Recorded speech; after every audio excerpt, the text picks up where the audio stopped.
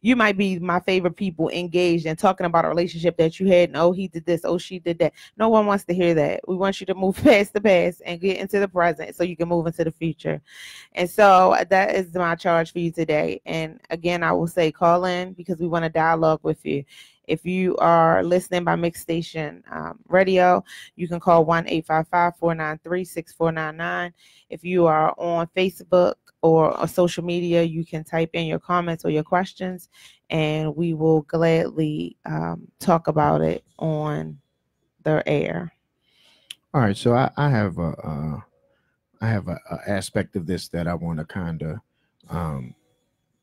jump into, which would be former relationships. And the reason I say that is because in many cases, it's the former relationships that give you some form of memory, and the memories that you have from those former relationships can cause you to try to decide or determine that this is the way you want this current relationship. And that's not necessarily helpful, because if you try to make your current relationship your former relationship, it very well may end up like your former relationship. In the concept of you trying to think that, well, this is a good choice, or this is a better way of doing things, it doesn't necessarily mean that it is. And you have to keep in mind that, that's former. That's what you did previously. That's how, you handled things before now, but you're with a completely different person in a completely different relationship. And if you don't forget that and you don't let that go, that can be damaging to your current relationship. That can do more damage than it can do good, because you won't forget about the experiences that you had from your former relationship. Sure, it might seem like it was cool. Sure, it may seem like it was nice or whatever the case, but it doesn't matter. You have to forget the good and the bad when it comes to your previous relationship, because you don't want to try to make your current person that you're in a relationship with feel like they're in competition with your past. You never want to make them feel that way. And in reality, although you don't think that you're doing it, that's what you're doing when you decide that you want to make them, you want to compare, you want to try to make it like, well, this is what I'm used to, or this is what, such and such did, or this is how things were when we were together, or whatever the case. And that is not healthy, because you put yourself and your relationship in jeopardy when you do that. And that's not something that you really want to do, because it's really not something that you want to have to live with. Because at the end of the day, your current relationship, I believe for most people, is the one that you want to be your last relationship. And it's not going to be healthy if you have comparison in your relationship. It's not going to be healthy if you want to try to remember all of the aspects of your previous relationships and the things that transpired in that. Like we said, good or bad, it's not so much, because people are quick to try to grab the good out of something that's over with, dealing with your relationship. But if you're talking about something that you are building with a brand new person, sure, you may have learned some things from that experience, but don't try to bring what that other person was, or the things that the other person did, into your current relationship, because that can be very unsettling for the person that you're with. I'll give you an example. You don't want to be that guy that's like, well, why you can't make the chicken like Keisha used to make it. You don't want to be that guy, because as much as you think that that's harmful, as much as you think that you're just communicating about what you want and what you need, but the reality is the way that you're presenting it is not going to be received well, because nobody wants to hear about Keisha when Keisha ain't here no more. Because that response that you're going to get is, well, maybe you need to get Keisha to make this chicken, or maybe you should have stayed with Keisha if you wanted Keisha's chicken, because I ain't Keisha. Right.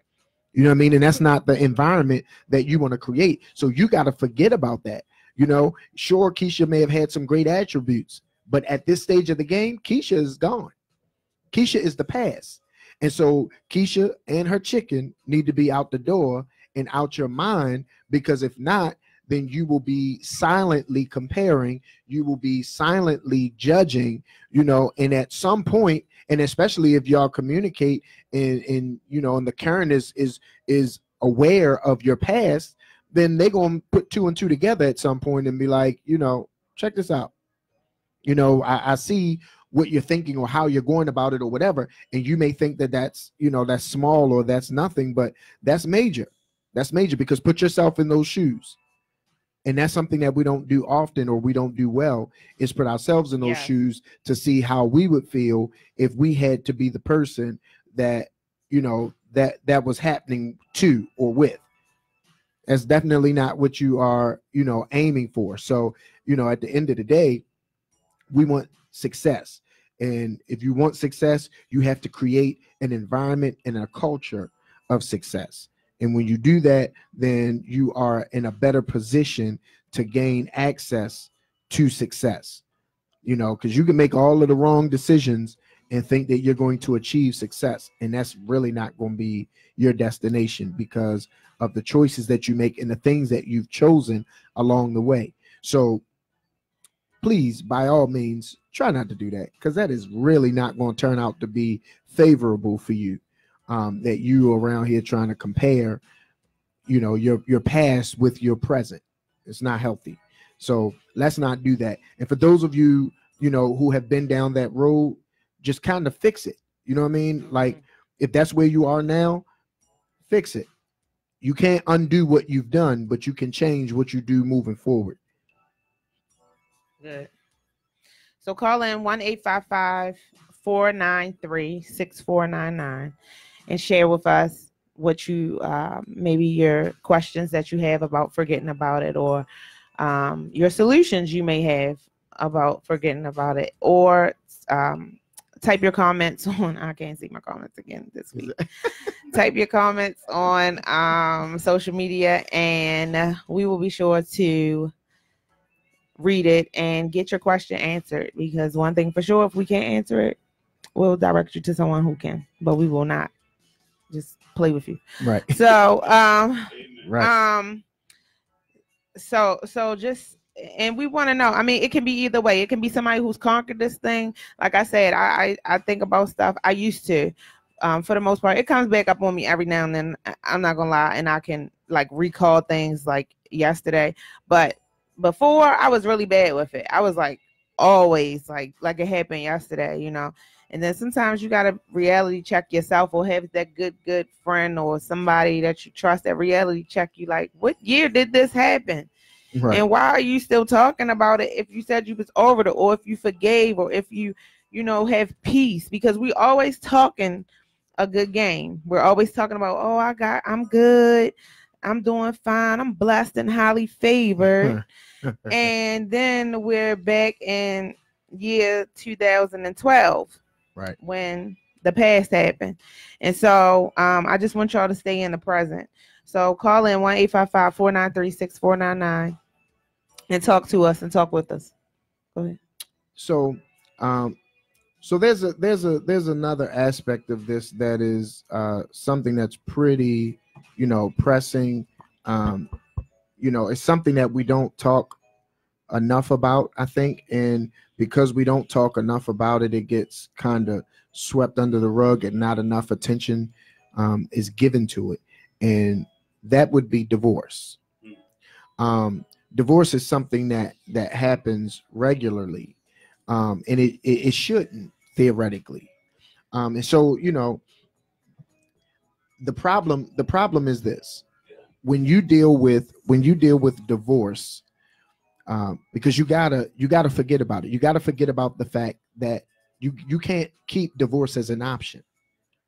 You can't keep divorce as an option. And there are people who are having issues in their relationship, and because of the issues apply pressure. Because of the issues make you uncomfortable. The issues can make you run. It can make you not want to go home. It can make you, want to drink. It can make you want to do a whole bunch of things. But at the end of the day, the issue is always going to be there unless you deal with it. Amen. The issue is always going to be there unless you bring a resolve to it. And the thing that I found out about divorce, and the reason that it exists and the reason that it is so high is because I'm going to talk to the men for a minute. Amen. Patience is the problem, man. We don't have the proper amount of patience to deal with our marriage. And because the proper amount of patience is not present, we want to quit sometimes. And if you don't have the proper amount of patience, then you will not make the right decisions, because we do know that pressure busts pipes. But when you have patience, you learn how to relieve the pressure. When you have patience, you learn how to use wisdom in scenarios so that things are not always turning out to be so bad or so harsh. And so in order for us as men to understand our role, because listen, it's our responsibility to nurture our wives. It's our responsibilities to lead our wives. It's our responsibilities to teach our wives. And so, here's some harsh truth. If you are a man that has contemplated divorce, or even if you are a man who has been through divorce, I would go on the limb to say that it was because of a lack of diligence in your leadership and commitment in your patience. Now, yes, there are going to be things that are going to happen. Yes, you're going to be disappointed. Yes, you're going to be hurt. All of those things can happen.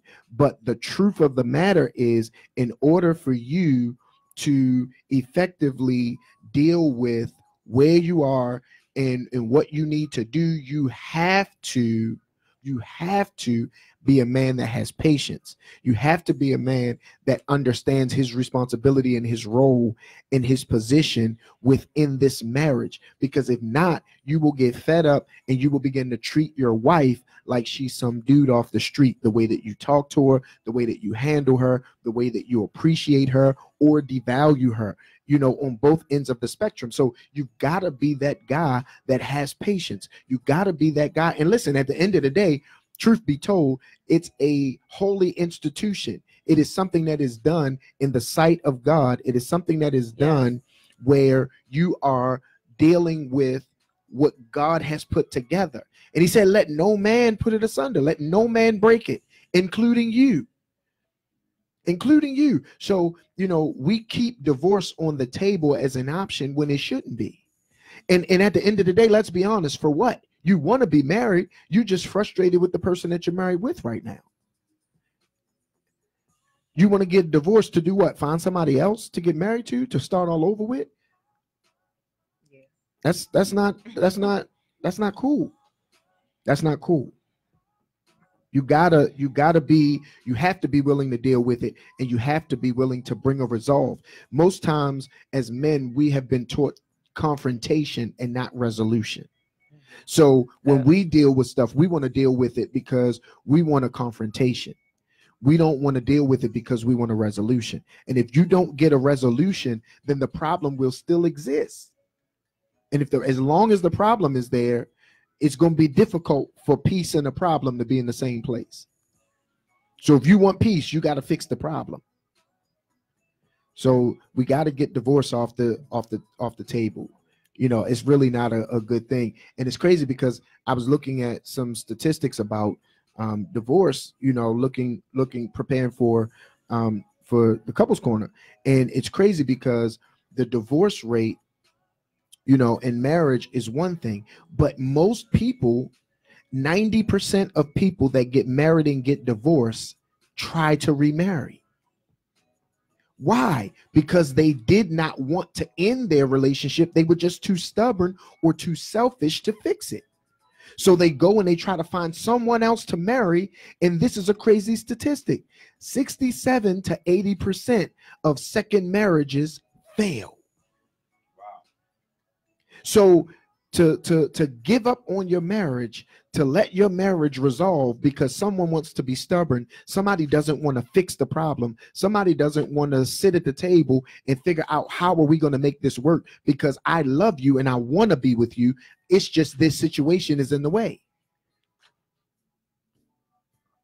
To start all over and find somebody else to have unsuccess? Nah, I don't think that that's what anybody really wants. Now, of course, that's not every situation. You know what I mean? But when it's all said and done, We got to forget about the things that can prevent us from having success in our relationships. We got to forget about the things that will prevent us from, not achieving our goals that we want in our marriages. You know what I mean? Because when it's all said and done, I don't really know anybody who is aiming to be a failure. I don't really know anybody who's shooting for second place. You know what I'm saying? So, you guys have heard me say it tons of times before, and you're about to hear me say it now. I honestly believe that I'm the best husband in the world. And I hope that my wife feels the same way. And it's because that's what I want to be. That's what I want to be for her. That's what I want to be to her. And so because that's my desire, that's what I aim to do. I'm not aiming to be an irritant to her. I'm not aiming to be irky with her. That's not what I'm striving to do. You know what I'm saying? So because my aim is to be the best possible husband, that's the way that's my walk. That's what I'm trying to do. That's what I'm trying to be every day. Now, we've been married 20 years. Have I been the best husband for 20 years? No. Because when we got married, I didn't know nothing about being a husband. It was on the job training. I was making all kinds of dumb mistakes because I didn't know what I was doing. But over time, I learned how to become a good husband. I learned how to properly cover her. I learned how to properly cultivate her. I learned how to communicate with her. These weren't things that I just walked down the aisle with. They weren't attributes that I naturally had coming to marriage. So there's some things that you have to learn. You have to be a student of marriage. You have to be a student of love in order for you to grow. The real question is, what are you willing to do to be the best version of you? Because sometimes we want to just be the same person. You want to be that same guy, she want to be that same girl, and you just want this beautiful relationship. Beautiful relationships don't happen without change. They don't happen without progression. Somebody has to do the necessary tools, the necessary things in order for that relationship to flourish. You got to water it. No flower is going to become a flower just because it started out a seed. Your marriage is a seed when you come down the aisle. Now, what it turns into is up to you. Hello. Yes, sir. It's going to be up to the watering that you do. It's going to be up to the sunlight that you put on your marriage. And of course, God is the one that gives the increase. But if all you got in your marriage is rainy days, of course we need the water, but too much rain is going to saturate it. So we got to make the necessary adjustments, the right decisions, you know what I mean, so that we can have success in our relationships. I really wish that we would put our pride to the side and forget about finger pointing and just deal with how to be the best possible husband or the best possible wife that we can be.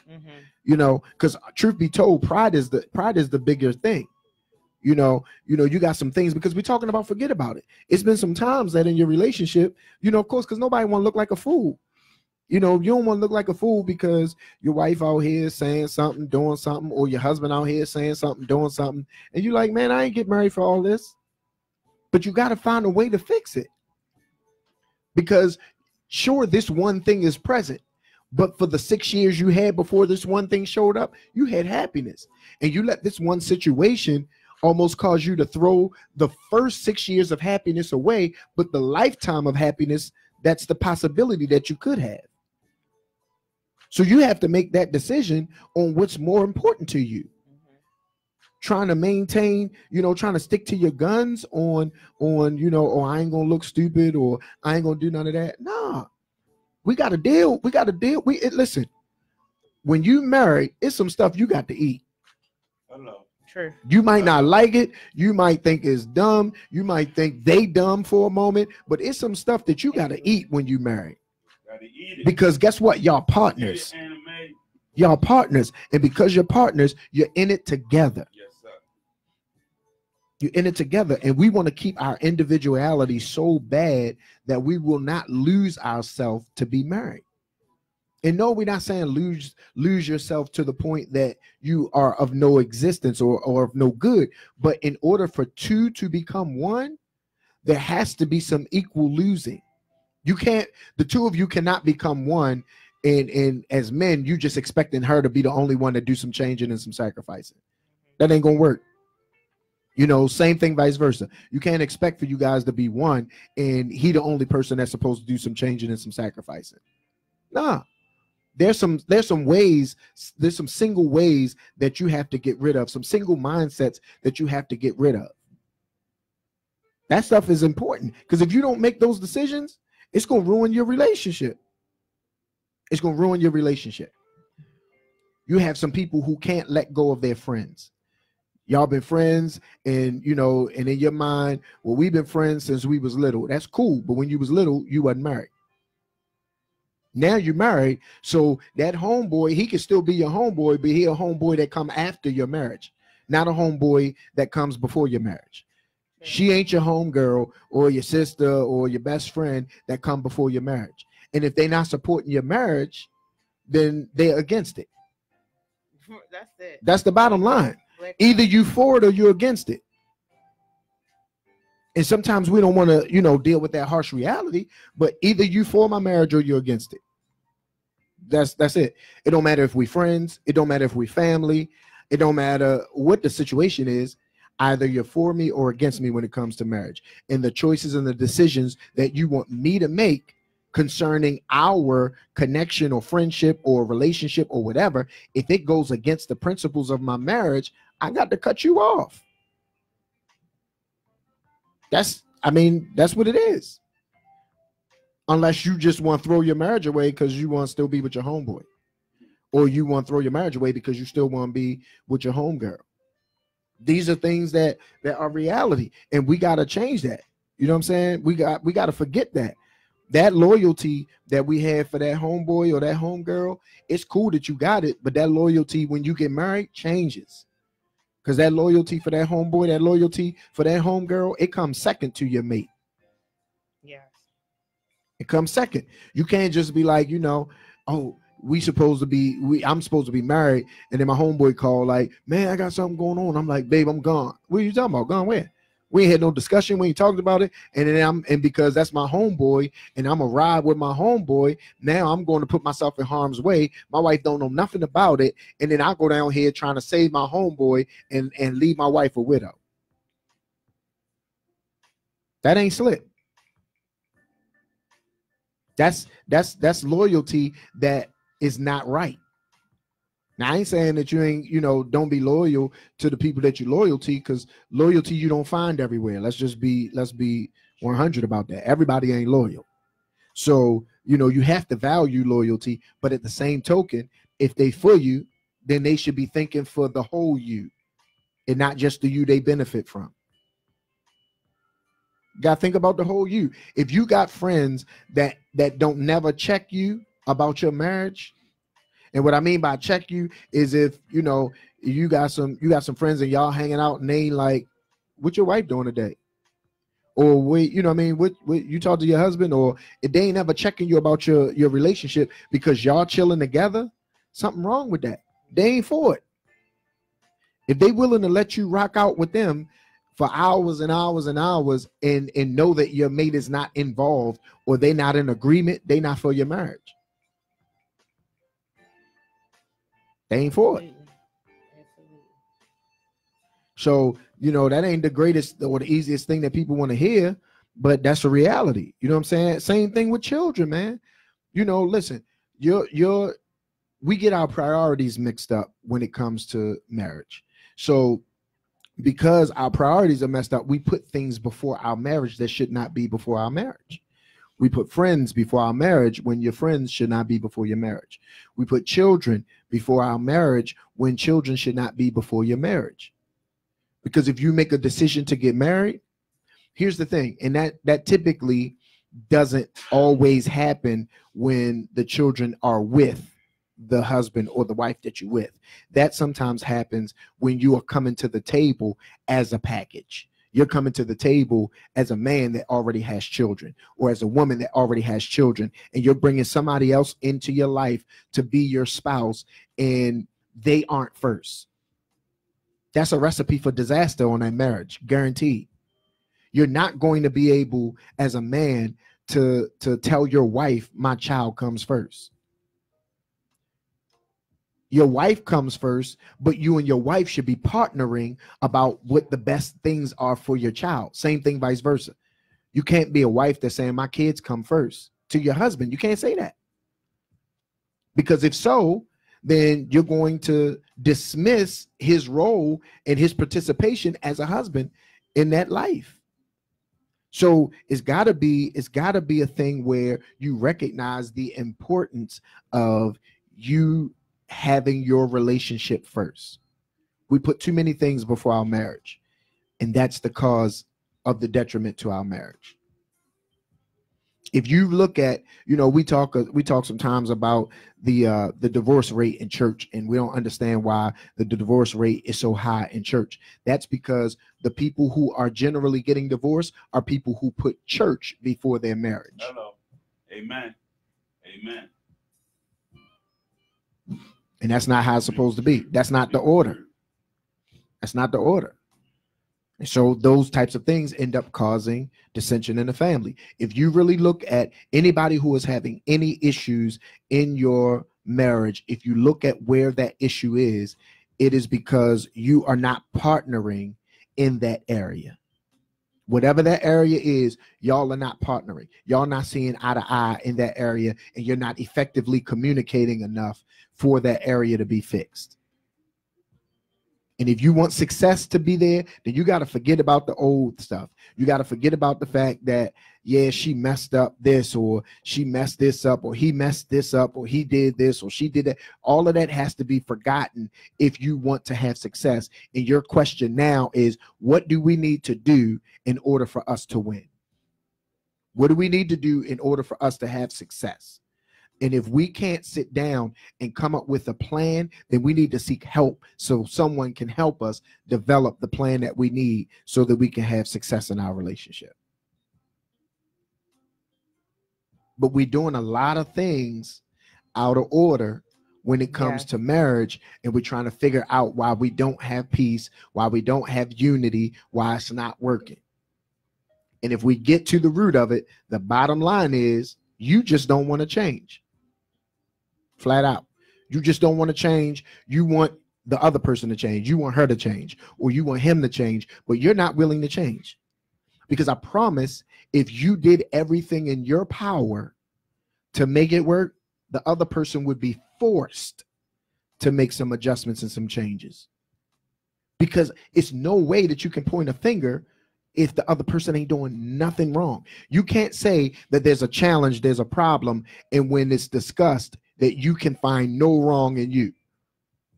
You know it's a problem when you start trying to justify what you know is wrong by saying, well, I wouldn't do that if you didn't, or I wouldn't say that, or I wouldn't feel that way. You can't justify the wrong. If it's wrong, it's wrong. You can't want to get on somebody about being wrong when you're wrong and you trying to justify you're wrong, because they can be doing the same thing. And then where y'all going? Nowhere. You justifying you're wrong, they justifying theirs, and you trying to figure out why you're not happy. Makes no sense. None. So we got to forget about it. We got to forget about it. How many times are we going to have the same issue and not fix it? How many times are we going to have the same argument and not fix it? How many times are we going to backtrack to something that happened years ago and act like it's present? We got to fix it. We got to get over it.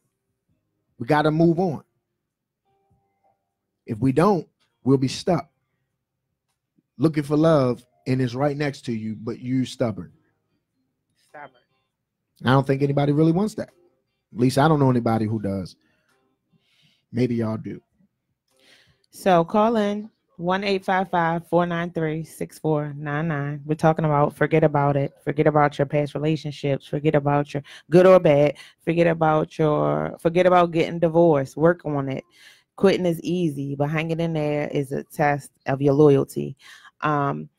And so call us and give us, you can ask your questions, or you can say your comments.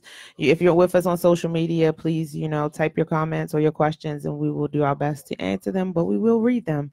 And then somebody else may have something that can help you. But trust me, every week that y'all ask questions or that you make a comment, you help somebody. So don't be afraid to, y'all know we don't need debating on here and bashing, fussing and bashing and cussing. We don't do that.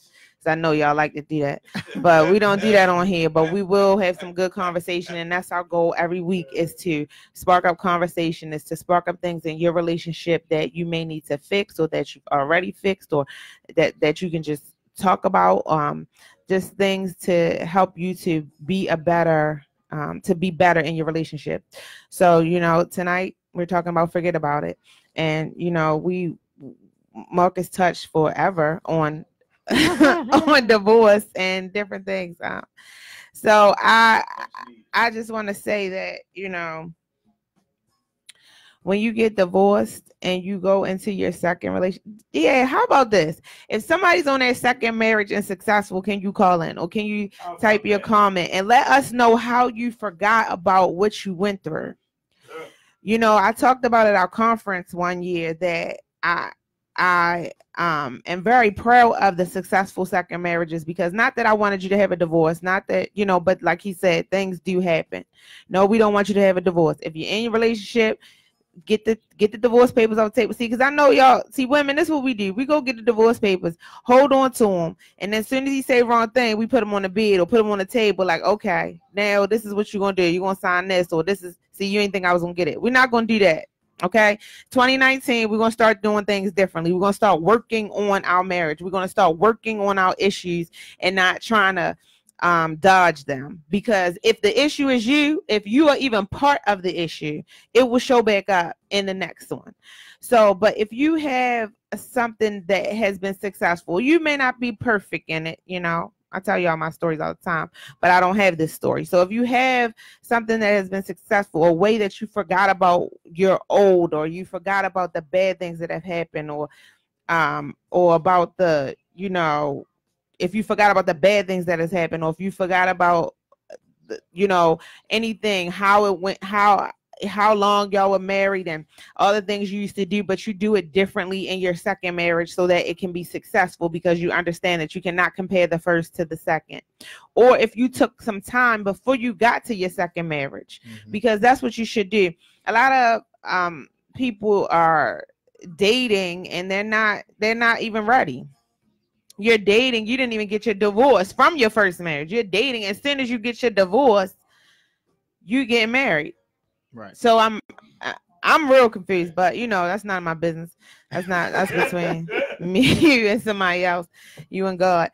But so, in our topic, I'm still with the topic, is forget about it. I just want to know, how, or not necessarily me, but you're going to help somebody, because somebody may be struggling.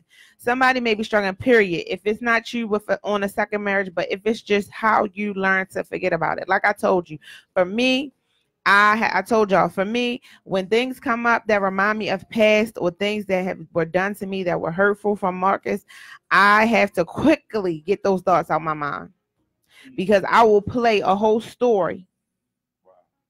And I will be, but now I got cameras all over my house so I can watch them and all that stuff, like from the car to the house to the kitchen to upstairs. No, just joking. But if I try to get them out quickly, because your mind, the outer mind, is a devil's workshop, and the devil will play on those pictures, will play on something that your spouse says, and you will be in a whole, like I said, you be back in 2013 saying, and then your spouse is like, what are you talking about? This is not even, I just made a mistake and said that, or I just did. It's not even nowhere, anything like that. So if you have some type of scenario or some type of situation where you have learned how to press forward, how to stay in the present. We're staying in the present because we want to reach our future goal. Future goal is having a relationship or a marriage that has lasted for years and years and years. Like I think one of my patients was married like 60 or 70 years. They were like 90. And like he was like 91 and she's like 88 or something like that. So like they were married forever. That's a goal. That's something that I'm like, oh yeah, let me sit down and talk to y'all. So we want to talk to the one who think they seem like they got it going on, seem like they telling their husband what to do, and their husband is like, no, I want to talk to the one who has the longevity, and it's not because they had to. Not because, oh, we had to stay together because she can't take care of herself or he can't take care. No, they both could have separated and it would have been just fine. Right. But they were together and they were still at this age, like in their right mind, like I love him, he loved me. Let's keep it moving. Nobody is perfect. So I want to know how you stand in the present. And I want y'all to talk to me. So every week when I say, hey, I want to know, this kind of means let's go through this. We want to start doing this in the beginning of the show. That means I want you to call 1-855-493-6499. I want you to type. Okay. Now, of course, my stuff keeps vanishing, but we will get it. But I want you to share, you know, and if you're having trouble, you know, if you're having trouble, just hang around. Somebody may help you or something we say may help you. We hope that it does because nobody gets married to get divorced. Nobody gets married to be talking about their boyfriend, their girlfriend that they had 5 years before they got married. Nobody gets married to let one argument in the 3rd year of their marriage last to the 20th year. Nobody gets married to do that. I really, if you do, then let me know because I'm gonna have you talk to somebody, psychologist, you know, somebody that can help you. So you need to call in 1-855-493-6499. I'm gonna say it one more time slow. 1-855-493-6499, and tell us how you managed to move past. To stay in the present and to go into the future. Y'all, I lost y'all. Pray for my body. I be having so many thoughts and I write it on my paper. I do, y'all, but I lose it. So anyway, you know, this is real. This is live, you know. You just lose your thoughts sometimes. And then when you're only 25 and this is happening to you, it's amazing. Wow. So, you know, but real deal, help somebody tonight. And like I said earlier, y'all, some of y'all may not have heard me, but I said that forgiving is forgetting. Right. So, you know, you wanna say, I'll never forget. And that's gonna cause you to stay in the past. That's going to cause you to stay in your cycle of you'll never forget. So every year or every time it looks like this is where you will be. And it will be a bad place because you said, I'll never forget, but you forgive and you said you forgive. So, you know, if you say I forgive this and I decide to move on, if you decide to move on in a relationship, then you should forget it. Whatever happened that day, the day that you say, okay, I'm gonna forgive you and I'm gonna move on, just forget all of that and start new and start fresh and move forward, because your goal is to be in a healthy relationship and you cannot be healthy with garbage. Right. You know, junk and garbage. You cannot live a healthy relationship with junk and garbage inside of you or in your marriage. So we got a comment. Sorry, it was vanished. My first marriage could have survived if we didn't listen to the divorced folks in our lives. We have both grown and will always remain respectful towards one another. Growth, maturity, and learning how to allow a man to lead has helped guide my second marriage. Oh, and keeping my mouth shut. Oh, keeping thy mouth shut. It's something for me. Come on here with that. I'm sure that helps somebody. But that right there was good. The divorce folks. Right. Listen, there is no, and yes, there are some cases. You know, I had a good friend who was divorced, but she was so pro-marriage that it made me sick sometimes that I could talk to her about anything and she would never treat it as if it was her marriage. She will always give me, but that is a rarity. Most people that are divorced, they are, I'm sorry, bitter. They upset. They hurt. It could be the female or the male. And so as soon as you give them something, and you know, people like drama. So as soon as you give them something, they like, oh, do that. Oh, do that. You should do that. Oh, girl, leave him. You don't have to take that, girl. You can pay your bills yourself. Boy, you don't need her. You can go down here. You remember such and such? She ready for you. You know, like, no, nobody wants to say, work it out. Right. Nobody wants to say, work it out.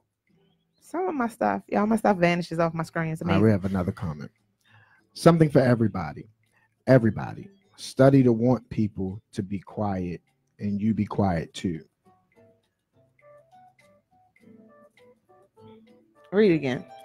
Study to want people to be quiet, and you be quiet too. Can you elaborate, please? Yeah. I don't want to misunderstand what you're saying. It's 10 o'clock at night. We're a little slow. So, why are you even at work this late? But okay. All right. Thank you for your comment, though. So I had to take me a second to figure out who it was earlier. So, yeah, can you elaborate? Something for everybody. Everybody. Study to want people to be quiet, and you be quiet too.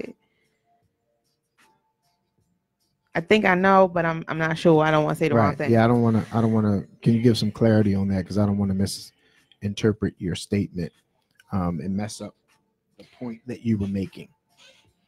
But while we're waiting on that clarity, oh yes, Sheree's yeah, the one who coins. said that was a good point from Lee. Let me hold on. It's from Lee's comment. To keep your mouth shut. Is that what you're talking about? To keep your mouth shut. That it was good for you. So she was saying it was good for everybody. Oh, that's something for everybody, is what you're saying. Right. To keep your mouth shut. Right. You know when the husband wants you to be quiet and he needs to be quiet too. Okay, right. So just both of y'all just need to be quiet. See, I was with you at first, but then you just went left. Whatever. I was with you at first. Well, you done laid the husbands out tonight. The husbands probably logged off. They just logged off. They was like, what? What is he talking about? We don't have no patience. We ain't trying to work on it. What are you saying, man? So, but you know, sometimes you need to hear that. And if you don't have no friends around that's telling you that, God knows I had some. But if you don't have no friends around that's telling you that stuff, then I'm sorry for you. Because you need somebody to tell you the real deal when it comes to your relationship. Yeah, I feel like watching with all these husbands too. I feel like if you don't have a friend that will check you if you're wrong, they're not your real friend. Amen. They're just an associate. And if they check you, then that doesn't mean you don't need to talk to them no more. Hello. Amen. You know, that if they check you, they kind of like looking out for you. They love you. They ain't trying to, like, they want to help you. That doesn't mean like, oh, she said that, and so now I'm not going to deal with her. Or she told me this about my, so now I'm not going to deal with her. She told me this about my, or he told me this about my, you know, what I should be doing in my marriage. I'm not going to deal with them. Just really think about it. Really sit there. Because sometimes we get so emotional. We want to stay in the past so bad. Like I told y'all, somebody asked me, Sheree, what year did this happen? You still talking about this? You still with Marcus? Like, what we doing? What we doing here? And it was hard truth. It was definitely hard to tell me that. Because y'all know, I'm like, what? What are you saying? I tell you, you don't tell me. But anyway, so just kidding. Y'all know I changed. Y'all know I changed. It has taken a lot. Oh, you want me to read it? It has taken. Oh, wait. It has taken a lot of maturity and patience to just hush before speaking. Anger and frustration can spark some really bitter responses. It's hard to turn off the flesh. Yes. Very true. And that's why we should always be praying that we are walking in the spirit every day, not just with our spouses, but everywhere we go. And I'm not talking about spooky in the spirit, you know, but the spirit will allow you to think before you speak, to hear before you respond. If you're always prayerful and, you know, knowing that your spouse wants the best. I'm not saying it don't ever happen because y'all know who I am, but I changed. That's going to be, oh, we did that already. I was about to say, that's going to be next time. I changed. It's going to be about me, how I changed. So I think that's good. You have something to say about it? Sure. These people that just co-sign about me. Okay. I got y'all. I got 3 weeks worth for y'all. Different people, 3 weeks. It's good. So includes my pastor too. Right. I got him too.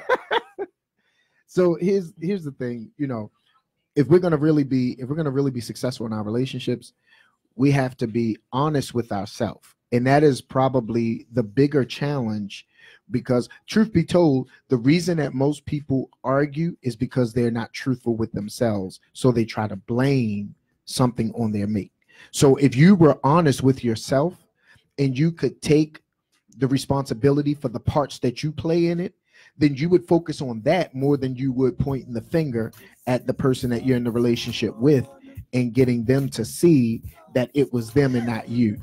So, you know, listen, we're kind of out of time, but we may have to do a part two on this, because, but if y'all started talking a little sooner, we would have got a little further in your question. He said it. I didn't. See? Right. That ain't one call, but that's all right. We're gonna take this call when this goes off. And let me just say your comment. You want me to read your comment? Yeah, we got a few more comments. So sharing information about your spouse or significant other can. 1 second. Sharing information about your spouse or significant other can be extremely risky. You know how folk are. Instead of helping, they are judging. Be careful selecting the ears you tell all to. That's so true. Just excuse my family members on here. Y'all don't read that stuff they saying about me. Y'all know that I have changed today. I guess we done. So, if you called in, call us back next week, or right, send us a message. Now we do have an email. We do. I still do 13@gmail.com. Can you type that in there, please? So I still do 13@gmail.com. Please. A while back we used to have where people would tell us different, success stories and all of that. And then we would like to have that again, not for our benefit. And we would also like to be prayerful, praying for you all. We pray for marriages, but we would like to, pray for you if there's something specific. But we also would like for you to send us topics. Send us topics. So you can send us topics that you would like to hear, and we'll pray about it, and most likely we will speak on it. 1 second. Caller, how are you? Caller, are you there? Hello? Yes, sir. Okay. All right. How can we help you, caller? Or how can you help us?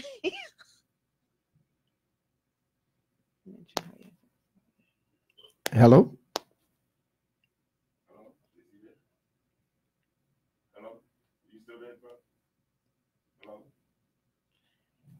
Hello. Comment says you mentioned how you have to resolve issues, or there's no going forward. Yeah. Oh, never. Okay. One second. Go ahead. Go ahead. No, they talking to you. Go ahead. Okay. Good evening. One of the things that helped me to forget about it is I had to reallocate my own time. Instead of looking at a time of evaluation for my wife, I had to reallocate that time to start doing self-reflection. And because I reallocated the time, I started to see so many deficits that I had within myself that I needed to concentrate on, instead of trying to pick apart what she may have been doing or may not have been doing that was not to my liking. And that was a major part of me being able to get past some things that were hindering me and could have eventually really hindered our marriage and our relationship, because I was focusing so much more on what she was doing or what she wasn't doing. And then I had to really look at me, because I am the head of the household. So I had to look at me and really discover what it was about me that I needed to change, that maybe she did communicate to me or maybe she didn't communicate to me. But I believe one of the major points of marriages, especially for a man, is marriage will illuminate the immaturity of a man, whether a woman says it or whether or not it's just things that that are major developmental areas for you. I believe that's one of the major components of a man maturing and being a husband, and not just a husband, but as a man. So for me, I reallocated the time and stopped focusing so much on what I didn't like and what I needed and may not have been getting, to what can I contribute to make these things change, not just for myself, but for our marriage as a whole. That's good stuff, man. Real good.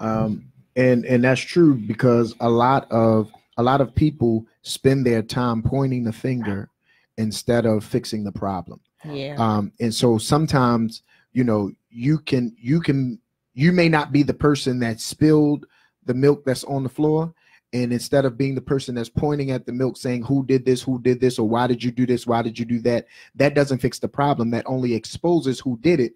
But if the object is exposure, then you dead on. But if the object is to fix it, then sometimes you may have to be the one to get the mop and get it up when you weren't the one who spilled it. And that is, again, what you talked about the maturity factor, that what's more important here, making my point, or, you know, us being able to move forward? Because in some cases we can want to make a point so bad that we will fight to make the point, but we won't do the necessary adjustments to bring the peace. So sometimes the point becomes more valuable than the peace, because we want to be the man, or, you know, I want to set him straight because he always think he in charge, or he always this. But sometimes you have to make the conscious decision that I want to do what's right, even if I wasn't the one who did what was wrong. Nice. Very good. So likewise, let's we had another question that came in. You mentioned how you have to. Thank you, caller. Thank you, caller. We appreciate you.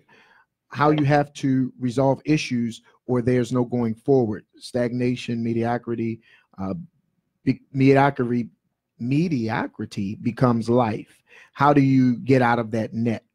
It's kind of what we were just kind of speaking of, that you have to make the conscious decision that you want to move forward. Because there are some things that if you stay there and address that situation, you will be in a circle for years, because sometimes your reality and their reality is not the same reality. And it doesn't mean that someone else is wrong. It just means that you have to decide, what way are we going to do it? Because it's not that what you're saying is stupid. It's just not what I would do. And the same thing vice versa. So if we don't come to the resolve, then we'll still be this same standing point, trying to figure out why are we still here? Well, we're still here because nobody has made any adjustments. You're standing on what you believe, I'm standing on what I believe, and we have not created a belief within us. And that's where compromise comes in, and people fail to understand the value in compromise. So when you fail to understand the value of compromise, you will lose, because you're trying to stand your ground. And when you're trying to make your point to the place, or to the point that you're not willing to compromise, then the two of you will be at a standoff. And that standoff can last for minutes, hours, days, weeks, months, or years. It's up to you, because that standoff is going to be in place until somebody moves. And so creating the compromise is important, because it's not about me winning, it's not about you winning, but it's about us winning. And my way obviously was about what I thought was the best way. Your way was what you thought was the best way. And since we're on two different sides of the aisle, even though we got the same goal, let's just scratch both of them and figure out a way to be able to do it where we come out and we get the result that we want. But now we eliminate everything, because here's what happens. Sometimes we take what we call the low road in the situation. You know, I could have a way that I want to do something, and my wife could have a way that she wants to do it, and still want to get to the same goal. Now, I may say, you know what, I'm going to be the bigger person, and we're going to do it her way. And now, although that seems nice, the truth of the matter is, in the back of your mind, you saying, I sacrificed and I did it. And the other person is saying, see, I told you I was right. So when you create the compromise, now we eliminate both of us having the ability to have those unspoken emotions or thoughts, because now we say, you know what, let's just figure out a whole nother way to do it, and say, let's do it this way, because now this gives us an opportunity to grow together. And to add to that real quickly, you when you compromise and you fix it together, you resolve it with each other, but you also have to resolve it with yourself, because only you know the thoughts that you're having, only you know the ways that you're feeling. And sometimes, and it's kind of like what our caller talked about, you have to step away and you have to talk to yourself, deal with yourself about the things that are keeping you in that, keeping you stagnated, because it may be that you've resolved it with each other, but there are some thoughts that you're having, there's some things that you're saying, there's some things that are keeping you bound because you are still in that mindset. So you have to figure, like I said, I have to get it quickly out my mind. So there are scriptures that I say, there are things that I get it out, because you have to say, you might have to say, think on things that are lovely, of good report, praiseworthy, because the mind is so terrible. It will pull you down. So it can be a brilliant thing, but it can hurt you and your family or your relationship so bad sometimes, because it will keep you stuck and stagnated. So you have to resolve it with your spouse, but you have to resolve it within yourself. Because even when I say, I forgive somebody, and I can really forgive somebody, but did I really resolve it? I resolved it with me and that person. That's good. But within myself, am I still battling every day or every week, or when I see this car, or when I see a certain type of person, or the way a certain, somebody looks, and have I resolved that within myself? And so that's what a lot of time we need to do. We have to resolve these things with ourselves, because it's the unspoken thing that keeps us bound. Yeah. Very good. Very good. And if you don't resolve it within yourself, you can't expect for someone else to resolve it for you. Because sometimes we are waiting on, we're waiting on someone else to fix something that only we can fix. Exactly. I can't fix the way you think. I can't fix the way you perceive. I can only fix what I can do. I can only change some aspects and components of an environment or the scenario, but there are some aspects of these things that my wife can't do for me. She could take me to the water, but she can't make me drink. Mm-hmm. She can even splash me, but it don't make me drink. I'm not going to quench my thirst until I drink it myself. And she can be sitting there drinking and just as quenched and just as ready, and I'm dehydrated, and we're in the same place. Mm-hmm. And so those things happen in marriage sometimes. And if you don't make sure that you handle your situations properly, you can end up hurting yourself and causing more harm to your relationship because of what you did not do, waiting on someone else to do for you. Yes. And therapy is okay, and counseling is okay, because it pulls out some of those things that you didn't realize you're battling with yourself. Definitely. And for some reason, we have this thought that needing help means that you failed, or needing help is bad. We all need some help. If we, truth be told, we all need some help in some type of way, shape, or form. It doesn't make it's crazy, because we have no issue going to get help in every place but the mind. We will go to the doctor. We will go to the dentist. We will go, to all of these people who can do all of these things, but we will let our mind be tormented, and we will not do anything about it, because we don't want to deal with the stigma of anybody thinking that we're crazy. We don't want the stigma of thinking that we have mental issues. We don't want the stigma. And in reality, the reason that those things exist is because we won't get the help that is readily available for us. So it is nothing wrong with getting help. It is wise to get it.